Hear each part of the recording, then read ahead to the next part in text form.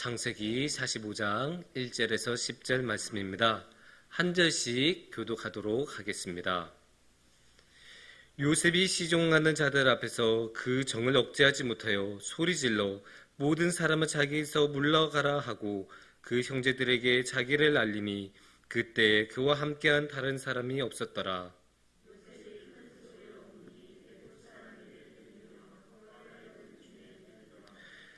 요셉이 그 형들에게 이르되 나는 요셉이라 내 아버지께서 아직 살아계시니이까 형들이 그 앞에서 놀라서 대답하지 못하더라.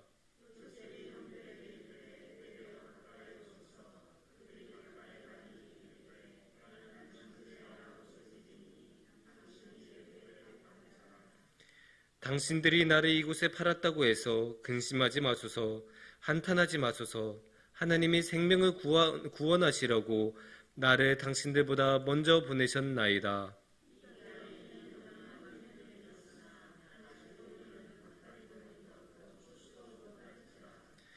하나님이 큰 구원으로 당신들의 생명을 보존하고 당신들의 후손을 세상에 두시려고 나를 당신들보다 먼저 보내셨나니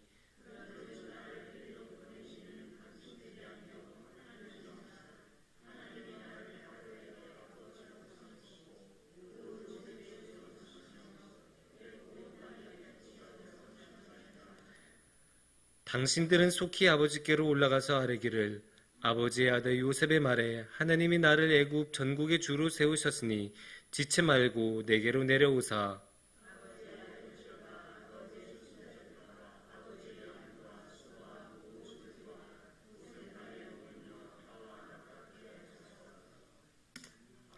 아멘. 1983년 6월 30일은 우리나라 방송계에서 아주 역사적인 날이었습니다. 사실 단순히 우리나라 방송계만은 아니고 세계 방송계에서 아주 뜻깊은 날입니다. 왜냐? 이날에는 엄청난 기록이 시작이 되었거든요. 가장 긴 생방송 프로그램이 시작이 됐던 날입니다. 1983년 6월 30일에 어떤 방송이 있었는지 혹시 여러분 기억하시나요? 예, 기억하시는 선생님 있을 줄 알았어요. 예. 직접 보셨을 분들도 분명히 있었을 거예요. 이산가족을 찾습니다. 그 전설의 프로그램이 시작했던 날이 1983년 6월 30일이에요. 저는 그때 못 봤어요. 저는 보진 못했지만 기록으로 보면 무려 453시간을 방영을 했다고 해요. 원래는 그렇게 큰 프로젝트로 시작했던 게 아니에요. 어떻게 400시간이 넘는 시간을 방송을 생각을 하고 기획서를 올렸겠어요? 당연히 안 되죠. 처음에는 아주 작게 시작을 했는데 근데 이게 너무 반응이 뜨겁고 너무 많은 사람들이 몰려오니까 방송국에서도 이거 안 되겠다 하고 늘리다 보니까 400시간이 넘는 450시간이 넘는 시간을 기록하면서 전 세계에서 가장 오래된 가장 길게 방송한 생방송 프로그램으로 기록에 남았습니다. 이런 엄청난 기록을 세울 수 있었던 힘은 무엇일까요? 거긴 여러 가지 이유가 있겠죠. 당연히 제일 먼저는 분단이라는 그 아픔이 있었겠죠. 그러니까 이산가족이 있었을 거고 또 이제 그런 이산가족들끼리 서로 잘 연락을 주고 못 받는 그런 정치적인 상황이나 기술적인 한계 같은 것들이 있었을 거고 하지만 그럼에도 불구하고 여기는 가장 핵심적인 그 근저에 흐르는 가장 중요한 이유는 가족들 사이의 사랑입니다. 가족들끼리 서로 함께하고 서로 만나고 싶어하는 그 가족들 간의 정, 가족들 간의 사랑, 그 들끓는 사랑이 있는데 원래 가족이란 자고로 함께 밥 먹고 함께 잠자고 함께 웃고 함께 울고 모든 것을 함께 해야 하는 게 원래 가족이에요. 그런데 그런 가족을 그런 분당의 상황 때문에 억지로 떼어내놓고 만나지 못하게 하니까 너무나 그게 한이 되어서 살아가다가 기적적으로 며칠이라도 몇 분이라도 만날 수 있는 그 귀한 기회가 생기니까 사람들이 그렇게 마음을 모으고 힘을 모아서 이러한 엄청난 결과를 만들어냈습니다. 그런데 이렇게 가족들 간에 서로 보고 싶어 하는 것, 이게 우리나라에서만 유별난 것일까요? 아닙니다. 다른 나라의 사람들도 당연히 가족을 항상 보고 싶어 하고 가족과 항상 함께 하고 싶어 합니다. 그래서 파병 같은 거 가서 군인으로 파병 가느라고 가족하고 같이 못 지낼 때 너무나 힘들어하고, 또 직장 때문에 다른 도시에서 살아야 할 때 너무나 힘들어하는 거 외국에도 너무나 많이 있는 사례입니다. 그리고 심지어 성경에서도 그런 이야기가 나옵니다. 그래서 우리가 오늘의 성경 말씀을 통해서 이 가족이 함께하는 것에 대한 기쁨에 대해 생각해보고 나눠보는 시간을 가졌으면 좋겠습니다. 오늘의 말씀은 어떤 이야기일까요? 오늘의 말씀은 요셉의 이야기입니다. 야곱의 아들들의 이야기는 요셉을 중심으로 진행이 됩니다. 12명의 아들들이나 있으니까 그 한 명 각자 한 명 한 명을 다 이렇게 자세히 다루기는 어렵다 보니 요셉을 중심으로 이야기를 성경은 쭉 끌어가요.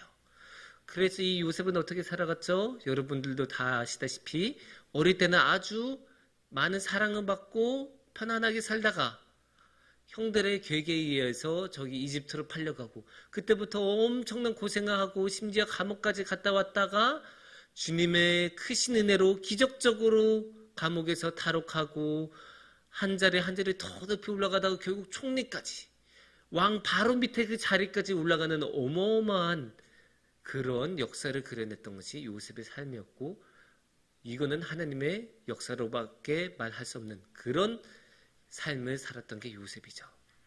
그렇게 총리까지 올라갔다가 요셉은 어떤 상황에 맞닥뜨리게 됐나? 다시 형제들하고 만나요. 그 형제들은 딱 만났을 때 요셉인 줄을 몰랐는데, 요셉이라고는 꿈도 못 꿨겠죠. 그런데 요셉은 딱 보자마자 자신의 형제들이란 것을 알았어요. 몇십 년이나 보지 못했던 형제들인데도 딱 보자마자 안 거예요. 그러면서 오늘의 이야기가 이제 진행이 되죠.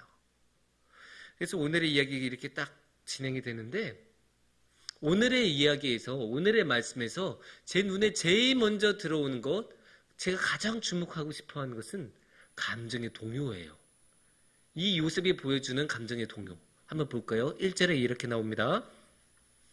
요셉이 시종하는 자들 앞에서 그 정을 억제하지 못하여 소리질러 모든 사람을 자기에게서 물러가라 하고 그 형제들에게 자기를 알리니 그때 그와 함께한 다른 사람이 없었더라.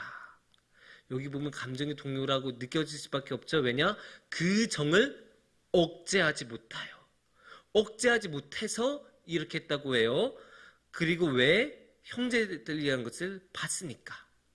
2절을 보면 그 감정의 동요가 조금 더 자세히 나와요. 2절을 우리가 함께 보면 요셉이 큰 소리로 우니 애굽 사람에게 들리며 바로의 궁중에 들리더라. 어떻게 했다고 해요? 울었다고 해요. 근데 그냥 울었어요? 아니에요. 큰 소리로 울었다고 해요. 그냥 큰 소리가 아니에요. 저쪽 왕궁에서까지 들릴 정도로 큰 소리. 물론 그때는 방음 같은 게 잘 안 됐던 시절이라고 해도, 그래도 다른 건물에서 들을 정도로 울었다고 하면 이건 엄청나게 크게 울었다고 밖에 볼 수 없죠? 생각해 보세요. 막 영화 같은 데서 보면 주인공이 울 때 막 멋있게 딱 하고 그냥 눈물 또르르 이게 흘러가잖아요. 그거 아니에요. 진짜 울 때는 그렇게 안 울어요. 진짜 울 때는 얼굴이 구겨지고 형편없는 모습을 하고 눈물 콧물 다 흘리고 침 흘리고 막 하면서 소리 지르면서 우는 게 진짜 우는 거죠. 왜냐? 마음이 무너지니까. 더 이상 이거 버텨낼 수 없으니까. 어떻게 1절에 나온 대로 정을 억제하지 못하니까 그렇게 울음이 터져 나온 것을 막지 못하고 어마어마하게 울었다고 해요. 근데 제가 왜 이 말씀에, 이 모습에 왜 제가 주목하고 싶나? 이 요셉은 그럴 만한 인물로 보이지 않았기 때문이에요. 얘기해 보면 조금 왜 그렇지라고 생각하실 수 있어요. 아니 오랜만에 형제들 보면 당연히 반갑고 울법하지 않나 이렇게 생각하실 수 있어요. 근데 제가 생각하기에는 요셉이 어떤 삶을 살았습니까? 저기 이집트로 건너가서 온갖 고생을 다 했죠. 그냥 고생, 말이 고생이라고 하지 아휴, 그 말도 안 통하는 곳에 가서 혼자 혈혈단신으로 아는 사람도 없이 가면 얼마나 고생했겠어요. 우리가 지금 이렇게 건강한 몸으로 돈을 가지고 가서 외국으로 나간다고 여행만 간다고 해도 고생해요. 왜냐? 거기에 우리가 지리도 모르고 아는 사람도 없고 그러다 보면 당연히 고생해요.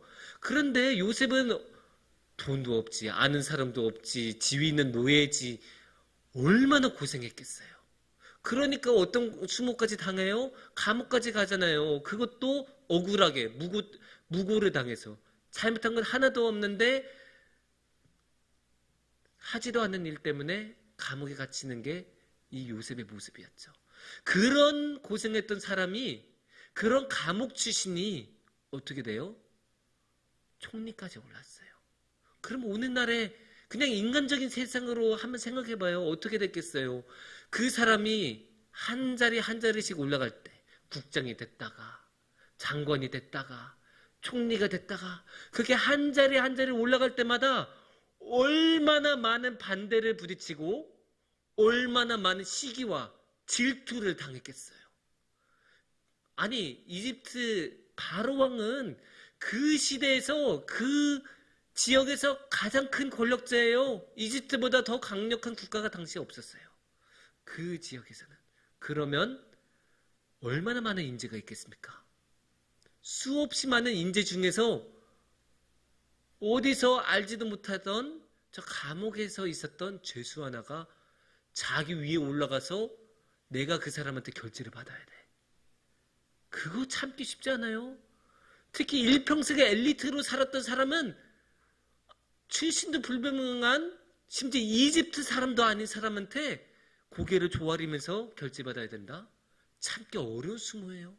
그러니까 얼마나 이집트 왕한테 한마디씩 했겠어요. 아니 어떻게 그런 사람을 시킵니까? 믿을 수 있겠습니까? 그 사람 신뢰가 됩니까? 어쩌다 한번 운으로 된 거 아닙니까? 얼마나 많은 상소를 했고 얼마나 많은 반대를 했겠어요.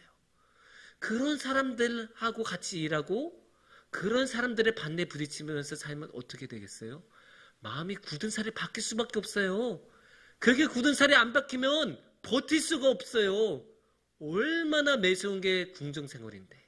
아니 우리나라 그 사극만 봐도 궁중암투 어마어마하지 않습니까? 이집트라고 달랐겠어요? 사람 사는 세상 비슷한데 다 당연히 거기도 궁중암투 엄청 심했을 건데 그거를 계속 버티려면 진짜 철과 같은 마음, 철벽과 같은 마음이 있어야 돼요. 그런 철벽과 같은 마음으로 몇십 년간 자신을 보호하고 지켜냈었던 그 마음이 한순간에 무너졌어요. 억제를 하지 못할 정도로.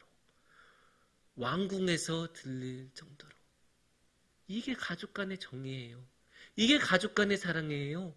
몇십 년간 쌓아온 그 철옹성마저도 무너뜨리게 만드는 게 가족 간의 정의예요. 그것도 어떤 가족이에요? 자신의 팔아먹은 가족들 아니에요.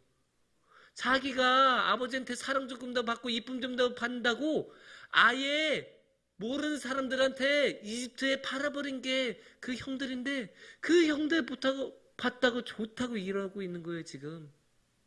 사실 그 형들 보면 어떻게 했어요? 저 같으면 아이고 잘됐다.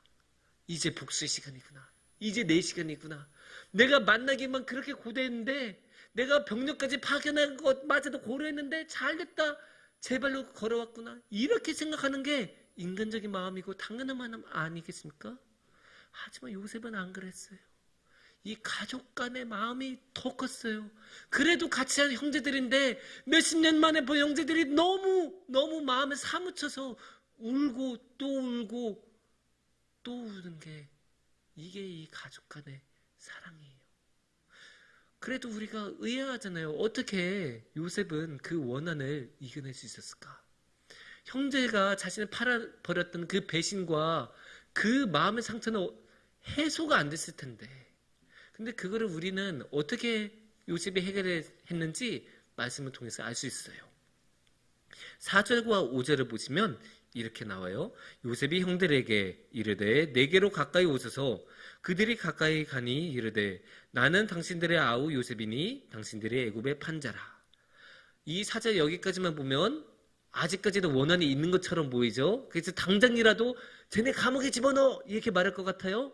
근데 그런 걱정할 게 뻔해서 요셉이 너무나 잘 알고 있어서 5절 말씀을 이어서 말하는 거예요. 5절에서는 이렇게 말씀하십니다.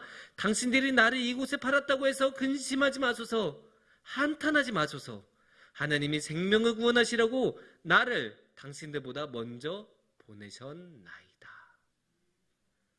요셉은 이미 너무나 잘 알고 있었어요. 아, 지금 형제들이 두려워하겠구나. 근데 걱정하지 마세요. 저는 당신들 해하지 않을 겁니다. 왜냐? 내가 이곳에 온 것, 당신들이 나를 판 것, 당신들이 한 것 아니에요. 하나님이 하신 거예요. 이거는 당신들의 계획이 아니었어요. 하나님의 큰 그림이었어요. 왜 이 큰 그림을 하나님께서 그리셨냐? 생명을 구원하시라고. 5절 말씀에 분명히 나오잖아요. 구원하시라고 그렇게 했다고 분명히 말씀을 하고 있어요. 요셉은 이렇게 자신이 얻은 권력을 사사로이 활용하지 않아요. 자신의 복수를 위해서, 감정을 위해서 활용하지 않아요. 그 대신에 하나님의 손길을 거기서 보고 이것이 하나님의 계획이었다고 고백하는 성숙한 모습을 보여줘요.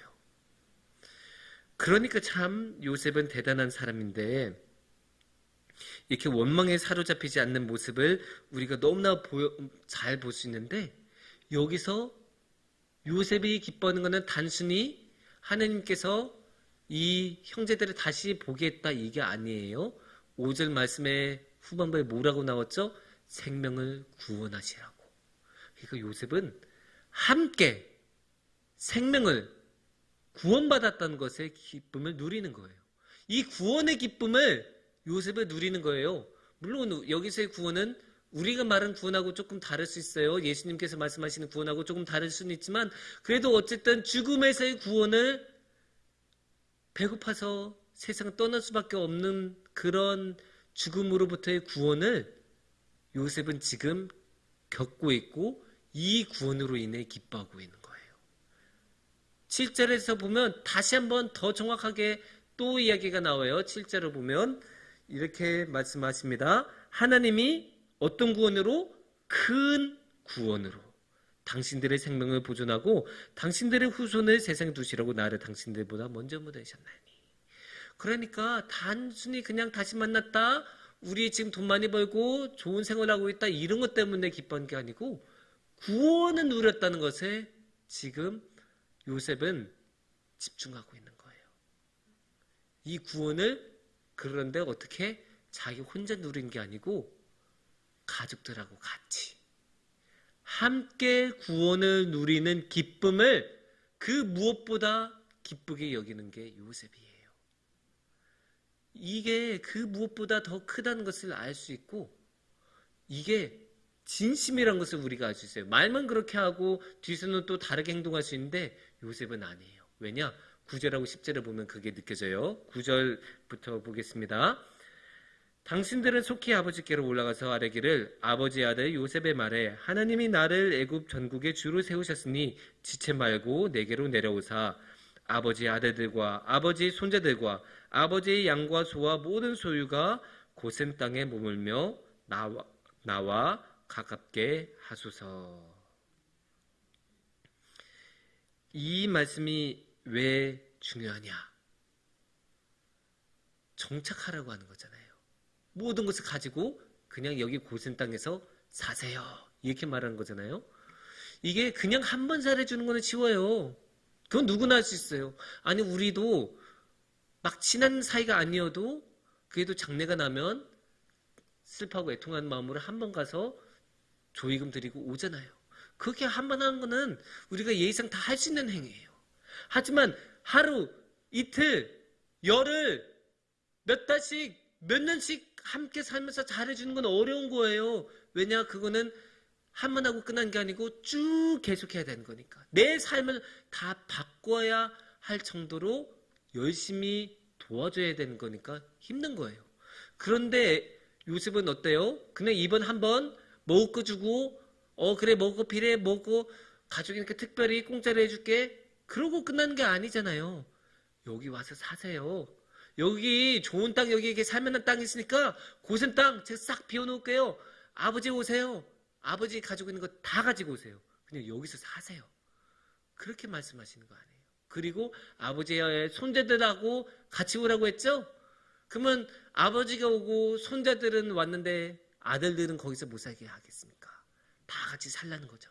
자신을 그렇게 팔아버렸던 그 형제들마저도 같이 살라고 하는 게 지금 요셉의 제안이고, 그러니까 여기서 우리는 진심을 믿을 수 있는 거예요.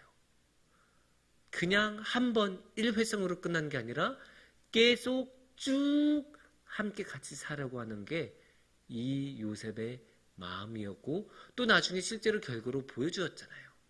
이렇게 요셉은 진심으로 가족과 함께한 기쁨을 누리고 있고, 가족과 함께 구원을 누리는 기쁨을 누리고 있고, 그것을 계속 누리고 싶어서 가족들에게, 아버지에게 같이 살자고, 이곳으로 오시라고 정착하라고 말씀을 하고 있습니다. 사랑하는 우리 성도님들, 오늘의 말씀을 통해서 우리는 이 가족과 함께 누리는 기쁨이 얼마나 큰지 함께 볼 수 있었어요.